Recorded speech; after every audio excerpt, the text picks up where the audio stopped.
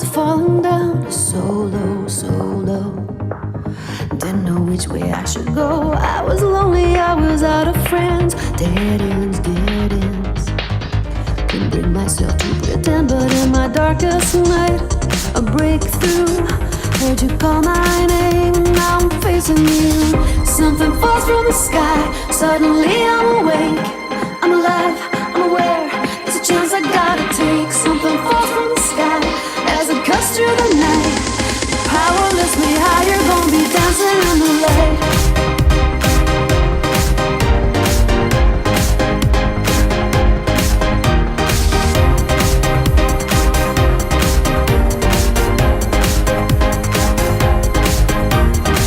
Scared to dream about the person I could be. Without the chains surrounding me, now you've shown me what lies behind the door, the door. See me crying out for more, 'cause in my darkest night, a breakthrough.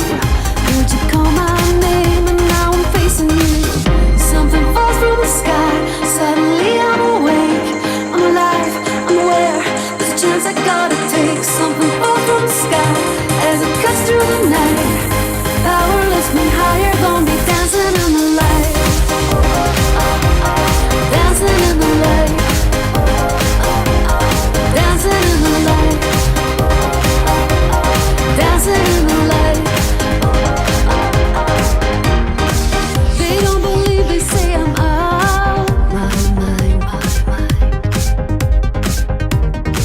'Cause I got something they're all out to find. I was down on everything, was wrong, so wrong. Turn to see your face, and now I am reborn. Something falls from the sky, suddenly I'm awake. I'm alive, I'm aware, there's a chance I gotta take. Something falls from the sky, as it cuts through the night. Power lifts me higher, gonna be dancing in the light. Something falls from the sky, suddenly I'm awake. I'm alive, I'm aware, there's a chance I gotta take. Something falls from the sky, as it cuts through the night. Power lifts me higher, gonna be dancing in the light. Dancing in the light. Dancing in the light. Dancing in the light. Dancing in the light. Good afternoon once again. Welcome to the Smartphone Video Show. I'm Colin Kelly. Emma Baker with me as well. Hi, Emma. Hi, Colin. Good to be here. Yes, indeed. I hope you've all had a good week. As we come on air, quite exciting business news for 40,000 Asda workers who've won a key appeal in their fight for equal pay. It's quite a convoluted story. It affects a lot of people. Well, the story's simple in that the Asda shop workers, who are mainly women, think that they should be paid the same pay as the distribution staff, who are mainly men. But getting all that through the courts is proving to be quite complicated. And the first thing that they had to do, which is what they won today, was that they got the court to agree that the job of the supermarket staff and the job of the distribution centre staff is comparable. So then they move on to the next phase, which is going to be where they will have to prove that they were discriminated against and that actually the jobs are the same. And Asda spent a lot of money fighting this. There's other supermarkets watching it very closely as well. 40,000 staff affected could be a lot of money paid out in back pay if eventually it goes their way. They had to take that all the way to the Supreme Court, but it will have repercussions throughout business. The fact that somebody working in a supermarket and someone working in the distribution centre, these roles are now considered to be comparable. Yeah, that's really interesting. And it's the kind of, away from the kind of activism and the big headlines, I think, of all this, the kind of equal pay and equal representation, down to the more nitty gritty of just kind of getting these things done in the law. And it's never quite as clean cut, and it's never quite as interesting or as exciting, but it's actually the one thing that's going to make a difference in people's lives. Yeah, and want to keep an eye on certainly as that unfolds. So we're here every week from 1 until 1:30, giving you chance to get involved and ask questions, your smartphone video questions answered. Today we're going to do a bit about desktop editing, and also, Emma, some thoughts around the workflow as well. So one stumbling block that a lot of clients have is the kit that they've been given. So they might shoot a bit of video on their phone, but then when they try and come to edit it or move it around the business, it actually gets really difficult because sometimes the laptops and desktops, we had a client, it was going to take them something like 36 hours just to import the video files that they'd recorded. So you've got some advice and guidance for us and some smart tips, I suppose, to manage a good workflow. Yeah, I think that's the first thing to say, that this is the smartphone video show, so I will kind of promote the idea of smartphone video. What you've just outlined there is why shooting and editing and sharing all from your phone makes so much sense, because it's all the one device, and the power that you've got in that device is probably, for things like video editing, much more suited to the job than your Lenovo ThinkPad or whatever laptop you've been given by work. Just the amount of memory that's needed to run a video editor and the number of complex tasks that your processor has to do means that a lot of laptops just won't be up to the job. Yeah, and I guess that's the issue, of course, as the quality of the footage, the quality of the cameras, the quality of the phones is getting better and better. You're talking about HD and 4K. The phones, I think, do 4K, some of them just by default. So you bring that into any kind of computer, and the risk is it's going to cripple it. Yeah, absolutely. And add, not just bring the footage into the computer, but then bring that footage into a complex video editor that's trying to render those files, and then you want to see a live preview of that little edit you've made. So even if you just add a filter, let's say, to your footage, then the computer's got to process all that at the same time as you're kind of skimming through the timeline and looking for the next bit to cut. And you need a powerful processor to let you kind of do that in real time before it gets frustrating. If your computer's not powerful enough, then you're just constantly buffering, your computer's coming up with the wee timer saying it's rendering, and the whole process becomes so frustrating that you give up. Yeah, and I would always say to people, you have to be honest with yourself and be honest with your management as well. If they've given you kit that just isn't fit for purpose, you have to tell them that.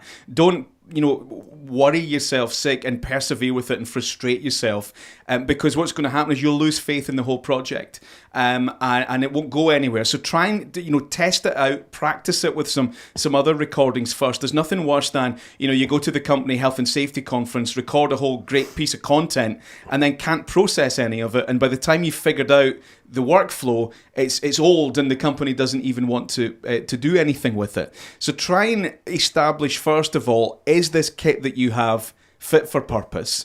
And, I'm not here to criticize things like the Lenovo ThinkPad. It's so widely used around small business owners and communications professionals, but there is actually another product in the Lenovo ThinkPad range which has much more powerful processing equipment, much more suitable for video editing. So it might be, if you go and speak to the IT people, if you work for a large employer, they might have something else that they can get you, rather than the sort of basic end model. But Emma, there's certainly some, I guess, smarter ways of working, and rather than trying to email files around, even things like WeTransfer or maybe using Vimeo, it saves you putting it through the company server. Yeah, absolutely. When it comes to sharing files, definitely using some kind of cloud storage, and that's kind of at every step of the way. Even if you are just using your phone, I always have Google Photos on my phone, and that means that, because I'm using my phone for work and for family stuff and for everything, basically, it means if I do go out and I shoot video on it and I find that the storage is completely backed up, I know I can delete all those family photos and it's just all backed up in Google Photos, and I'm confident in that. So that's the first kind of stage in terms of your storage and organisation before you make the video. And then there's the sharing side of things. I think WeTransfer has been an absolute godsend for us, for our business. Yeah, so the pro version of WeTransfer, which is about £10 a month, and I think that lets you upload, is it 20 gigabytes? 20 gigabytes, 20 yeah. I thought maybe, is it 2? I think the free version lets you do 2. Free version is 2 gigabytes at any one time, and then you could do another 2 and another 2 and another 2 until the end. But the pro version, you could upload a 20 gigabyte file all in a one all in a winner. Yeah, and it gives you a bit of flexibility as well, so you can either just send people the file through WeTransfer and then they download it, or you can send them a link, and that gives you a wee bit more control over when that link expires, and it tells you when it's been looked at and all that. Good, okay, so WeTransfer and some cloud storage definitely helps as well, because that means that, you know, even within your own workflow, never mind sharing it with a colleague, you can get on it anywhere you've got an internet connection, so your phone or a laptop or desktop, all the files are there for you. Yeah, but then your cloud storage is no use to you when you come to actually working on your video project, because your software, your whatever video editor you use, it needs to have it on the hard drive on the actual device to then work with it. So you also then need to make sure you've got a good amount of storage and good headroom, I'd say, on your storage, so that your computer can keep processing and working in order to get those files on. So having a hard drive probably that you attach into your computer that's got all your video files on it to work on that specific project is useful, rather than cluttering up the actual native storage on your computer. Yeah, we found out to our cost, you know, if you go and buy a standard laptop that's maybe got 100 gigabyte storage on it, you start working a lot with video and building up these projects and putting effects and graphics on them and trying to keep any of it. You could have completely maxed out that storage probably in a matter of months with a couple of big video projects. 100 gigabytes, I mean, we've exported our training courses at comsteria.co.uk/on-demand. I think each of them, so that's like a 2-hour training course, each of them is maybe about 20 gigabytes. So you could, if you keep that on the computer, you're very quickly going to fill it. So an external hard drive, and you should be looking at maybe something in the terabyte range, and it's still only going to cost you maybe £100-150 or something like that. Great. Emma, any other advice then in terms of this workflow? Mm-hmm. And I think you wanted to talk a little bit about, I mean, do you think some of the desktop editors are actually better? They're brilliant. Just one thing to pick up on about the workflow, like the end stage, what you're saying there about the amount of space that your project takes up. It took me a while to learn this, to archive your project. So you still probably want to keep your project so you can revisit it. You don't just want the final MP4 file, but because that project's got all that information stored, it's absolutely huge. So whatever editor you're using, find out how to archive a project, and you can really reduce that file size. So you might have something that was 100 gigabytes because it's kept everything in its memory. Then you archive it and it shrinks it right down to 5 gigabytes, and you can stick that on a hard drive. Right, and when you say archive it, is that some setting in the digital editing software where you tell it, I want to have an archive file, and it changes it somehow? Yeah, you just can resave it, and it gets rid of all the edits that you've made, and because you can undo, and you can go back as many steps as you like. Your software is saving all those steps and all those edits that you've made. It's saving all the proxy files that you've kind of converted, and if you copy it and save it and archive it, then it dumps all of that, and it just keeps what you actually need going forward. Right, and so what that would allow you to do then, if your final output file maybe has graphics and captions on it, you've maybe put like a phone number or a web address on the finished file, and then 6 months later your phone number changes or your logo changes, and you think, I'd love to go back to that video and just swap out the logo. Mm-hmm. If you've kept that project and archived it, then that's an easy change to make. Exactly. If you've not kept the project, all you've got is the final MP4 file, and everything's burned on and mixed together, and you can't get rid of that. And it's worth bearing in mind, even if you're not doing the editing yourself, if you're working with an outside agency, get that into your agreement with them, that somehow you have an archived version of the project files, so that if you want to use it a year later, then you can make those changes that you've just suggested. Because I know I've had that with clients in the past. They want to use a video from the past, and I've said, well, I can't take those titles off there anymore. All I've got is the MP4 file. I think that's really important, because the holy grail in like modern business, and our friend Gary Ennis says that every business is a content business, every business is a media business now, and the content's the holy grail. So if you've got an exhibition or a conference, or you've got all the the big head people from your organization, and you go and do some interviews with them, and then you cut a video together, and that video has a soundtrack on it, and a few months later you think, well, actually, all these interviews that we did back in January, can we take them and put them on a podcast? Well, if all you've got is a video file with music right underneath, that's going to be really difficult. You can't really do any further editing. Whereas if you've got the raw files from whoever you commissioned to shoot the video for you, then you can repurpose that content. And repurposing content, if you can figure out how to do it and make that part of your strategy, you can make everything go much further and life becomes so much easier for you. Yeah, exactly. Yeah. So it's thinking about every step in the process and how you can maximise that investment that you've made in creating that content. And archiving allows you to do that without it completely bloating up your machine and having stupidly large file sizes.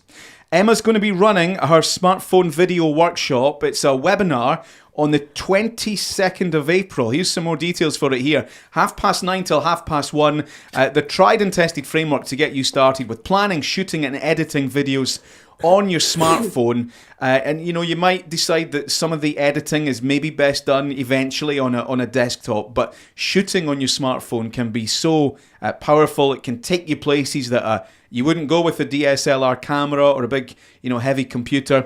There's only going to be a maximum of 8 participants, so you can get involved, ask questions. Emma's going to have advice on products and equipment that you might want to buy. There's a full listing on Eventbrite, but if you have a look at comsteria.co.uk/events, you get all the details on this. It'd be great if you come and join us the 22nd of April. And then a few days after that, on the 28th, I'm going to be running my podcasting session. Emma, if anybody's in two minds, why should they come along and join you for the smartphone video workshop?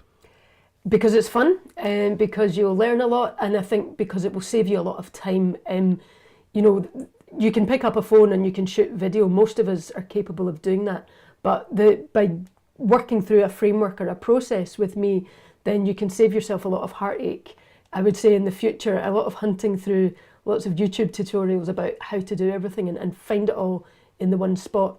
And all that stuff we've said about workflow, it's important for desktops, but it's really important for smartphone as well. Like, how do you plan and shoot a video that is easy to edit on a smartphone so that you can get that fast turnaround time, but still a professional quality video. Great. Okay, 1:15, Friday afternoon. It's the Smartphone Video Show with Colin, Kelly and Emma Baker. If you want to find out more about us, have a look at comsteria.co.uk. And Emma, you're going to take us through a live demo just now, I think. And a little bit, we talked last week about repurposing content. So if you've got something that's square for Instagram stories, and then you want to sort of make it maybe landscape for YouTube or something, you're going to walk us through a demonstration. Yeah, absolutely. We were speaking about is landscape video dead? And so it got me thinking just about the fact that a lot of people are shooting in portrait mode for Instagram stories and really for all the kind of story features on social media. And also because it's so much easier to hold your phone that way. If you're doing, very kind of quick video, you're just talking to the camera or you're shooting what you see, the instinct is to hold it in portrait mode. So maybe that's the kind of content you're creating most, but you do want to feed your other social media channels. So you can share it as a story, but then you can repurpose it. So this is in Canva. I'm showing you, and this is a video that I made, which was all shot in portrait mode. This little one about the tea bags I have in my house, Pucka tea. It was just a little demonstration for people to show how you can make a nice wee promotional video. So that's the kind of video that looks really nice on stories. But if you put that just on its own on Instagram in the square section, maybe a couple of months later, you think, I'm running out of ideas. What will I do? Well, let's go to Canva, and you can create a square video and you can put it in this little frame, which I think I showed you last week. Drop it into the frame, which looks like a mobile phone, and add your text however you like. I can show you quickly how to put that together, but that's the end result, basically. You can create it without frames as well, and you can just drop your footage. So here, this is just some stock footage of a blue lagoon. Let's say you've got a lovely tourist destination and you've been out for a nice walk. You share that in stories, but you want to use it again later. So the video would just play on Instagram, and you can build up whatever frame you want around here just to make it stand out more than it would if it was just a square video in its own. So that's just using all the elements in Canva, a little square, which you can change the color to suit your branding. You can change the font, of course, on the text as well. And you can change it however you want, basically, to make it look nice for your Instagram account. Okay, great. So, and then what would you do after that? So you talked. So that's taking something that's square, and then how can we make it landscape? Can we repurpose this for? So this is first of all, you've started off. You've shot everything in portrait, and you've used it just in stories. But then this would be how you could make it look good as a square video. But yeah, to repurpose it now, let's say you want that to be landscape, you could go out and just create a whole new landscape project. But let's say you quite like the look of this. You can come up to resize, which is just this drop down menu here. And you can select video, 920 by 1280, and it will convert that. I'll just show you, I've done one already. You would just click it and it would convert it for you. And this is what it's already done if I open that up. Wow. There's that video now. And now that doesn't quite look so great landscape, so I could play around with it, make that text bigger, move it to a different position, maybe add more text now that it's landscape, and move this video around. Or do something where, let's say you've got 2 or 3 videos side by side, because that would fit onto landscape. I'll get rid of those little boxes underneath. And the amazing thing for me about this is how quickly you're able to do this. Like you've got the clips that you've been working with are just there. They're on Canva all the time. So you just bring up the app and everything you've been working on is there already. And then all you're doing is like just kind of changing the shape of the frame and then changing the things around it and then outputting that. And now you've got a different piece of content for a different channel with a different shelf life. Yeah, exactly. It's so simple to do. It's just this little menu at the top, the 3 kind of different size rectangles, and you can repurpose that for any template. You can put in your own custom settings, or you can scroll down and find exactly the template that you want and the output that you want. And you see loads now, I think even on broadcast TV, because so much of our content is being produced on mobile phones, but our broadcast TV is still landscape, and you'll see on where they have maybe 3 portrait videos of people side by side.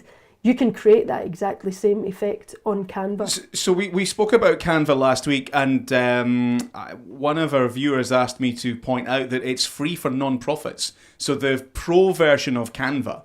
Now everything you've showed us, I think, is all in the free version of Canva. But the pro version of Canva, which has some additional features and some additional things in it, it's about £10 a month, best part of £100 a year. It's free for non-profits as well. So that's another reason. But with all this about Canva, Emma, do you need any other kind of video editing? I mean, I've from what you've shown us, I can't see anything where I think, well, I need a desktop editor or I need a dedicated video editor to do that. Yeah, well, Canva, I would say Canva's great. When it comes to video, you can construct a whole video in Canva, but there are better apps for doing it. Canva's great for if you've already got the video, like this one here that I just showed you, the Pucketee.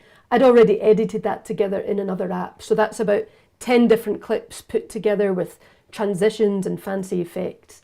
So that you do that somewhere else. I do that somewhere else, and Canva's great for then repurposing that content. You can edit video on it, but it's much more optimized for design and all these kind of different templates and so on. Okay, so you create the video on your phone, you edit it in another app. I know you talk about them, and then in terms of what goes on around that video and the aspect ratio of the video and maybe the sharing of that final product, that's where you would use Canva. Yes, I would say so. You can change the aspect ratio on a lot of these other video editors, I would say, and you can do a really nice job of it. But Canva makes it really easy to do it. And, you create that, as I say, create that whole video on KineMaster or iMovie or whatever other app I suggest, and then make it look pretty with some other features in Canva and repurpose it for other. Yeah, so it's like Canva purposes. have kind of figured out, right, this person's making a video, they're probably going to want to put their logo on it somewhere, or they're probably going to want to make it a certain shape or have some clip art in it as well. and whereas the video editors are used by everybody from, you know, a very small business owner right up to somebody that's making a Hollywood movie. So they have to do much more sophisticated things as well. And I guess there's much, it's much more of a kind of an open program, an open canvas. You make your own with it. Whereas Canva have made a whole load of assumptions about the things you might want to do. Yeah, so for example, I can show you now VN, which I mentioned. It's another free app for editing. You couldn't make this kind of video in Canva. This is where you're talking to camera, let's say you're delivering your business message, and then you want to add on some cutaway footage over the top of, you know, what it is you're talking about. I'm talking about microphones here. So that's me talking at the bottom layer there, and then up above it, that's another layer of me showing you the microphone, and then I'm adding text at the top, and then I can add music. You can't work with these two separate layers in Canva. You can just stitch videos together. So there's that kind of level of video editing that you just can't do in Canva. But you can really take this basic, you know, this lovely video that you've built on VN or iMovie, and then add lots of other lovely effects to it when you get it into Canva. Now, some of our clients, Emma, some of them are the big corporates, big organisations, public sector. They have comms teams. They have events and conferences that after, you know, when we're back to normal after COVID, things that go on all day, you know, full day events and seminars, and they want to film it. Now, nobody's going to stand surely at the back of a conference room with a mobile phone and film all the speakers. So they're going to be using DSLRs. They're going to be using more, I guess, camcorder type equipment as well. And we've had a question in, and it's, you know, the thing you keep talking about MP4, but some of these cameras record in their own file formats. I think the Sony pushes something like AVS or something like that. So do you advise against all that? What recording format should we be using? Because surely then that dictates or influences the file size and maybe the editing system. You don't want to have to convert all your footage before you can even edit it. Yeah, if you're doing something as big a job as that, then it goes back to what we said at the start about your whole workflow. There's absolutely no point in filming that all on your lovely Sony camera if you don't have a computer that can process that all, and you definitely don't want to be editing all of that on a phone. So that's the first stop. And then but if you've got a computer that can cope with Final Cut Pro or Premiere Pro, or even a cheaper software editor, video editor like Filmora, which is about £60 to buy outright, those editors will convert that file. So they'll be able to cope with whatever video file you throw at it and bring it in that way. Whereas for your phone, it possibly wouldn't cope. And right, so that's the advantage of some of these professional level editing. You know, I think Final Cut Pro is maybe about £200. It's £300 now. £300, yeah. Okay. Premiere Pro, I think you can get that as part of the Adobe suite. It's maybe about £20 a month or something. Yeah, you have to subscribe for that. I think you can get two apps for £10 a month as the kind of minimum package for personal, but probably for businesses and for video, it's more like £20 a month. Right, we want to say hi to Davey G, because Davey G is watching us just now. Thanks for tuning in, Davey. Before we go, Emma, then, right, let's imagine you are ScotRail. Okay. And you've got a big conference, and you're going to have some great speakers. It's a real world conference. It's not on Zoom. I think maybe next week we'll talk about Zoom and working with Zoom and videos from Zoom. But it's a real world conference in a conference centre somewhere. You get speakers on the stage all day. They want the whole thing filmed, and then they want like 5-minute highlight videos of the speakers. So how do you do it? What's your kit? What's your setup, and then where does it get edited? What do you do with it?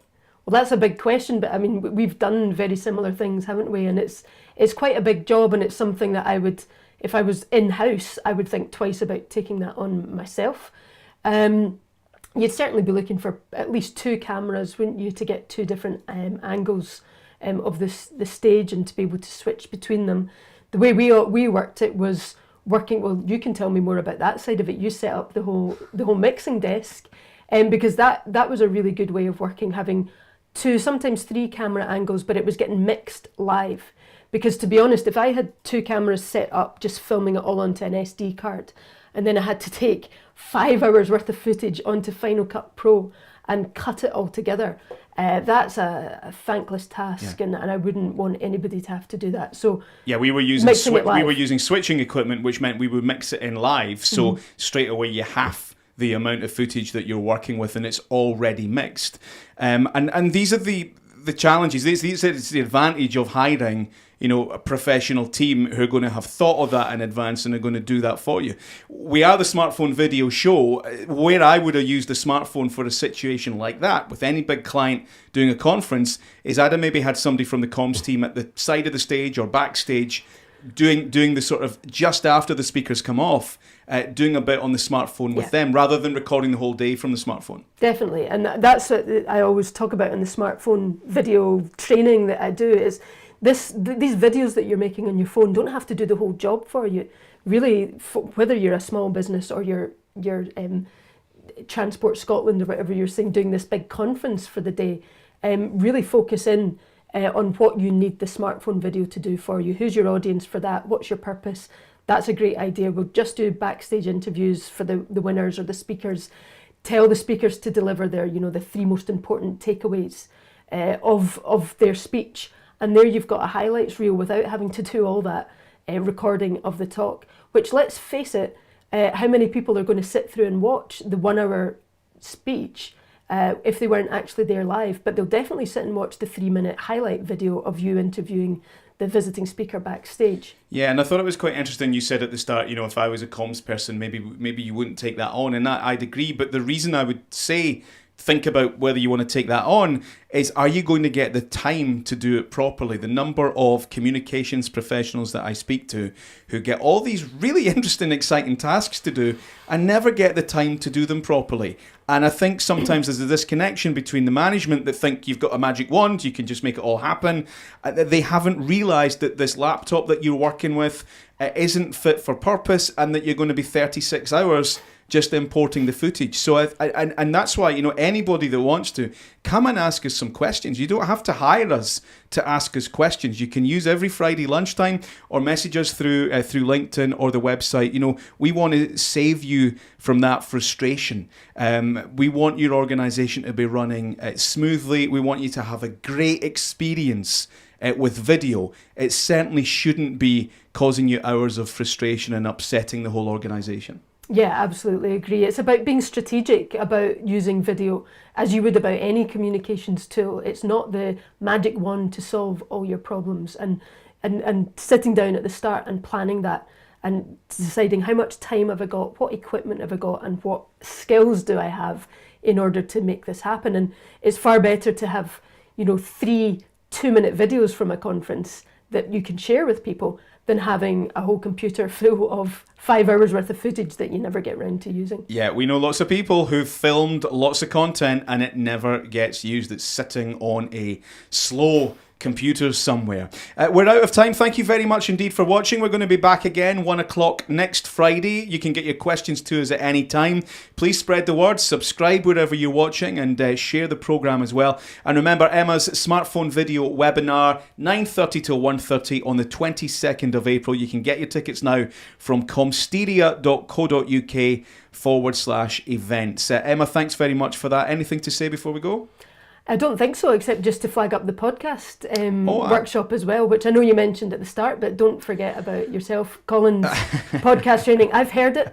I think I've been on it when we've done kind of like face-to-face sessions together, and also I've heard it here as your voice booms down from the loft, and it really is invaluable. It's just brilliant tips from someone who's an absolute professional at broadcasting and presenting, and I think you'll have a great morning. You're very kind. Yeah, podcast course will be fun as well, and very easy. And one of the things we cover in that session is if you've got some video and you'd like to take that same content and make it a podcast, it's a doddle to do. It's like a split-second job. You might want to make some further changes to it, but if you've got video and you think that would work as a podcast, really easy to do. So comsteria.co.uk/events. Thanks very much for watching. We'll be back again next week.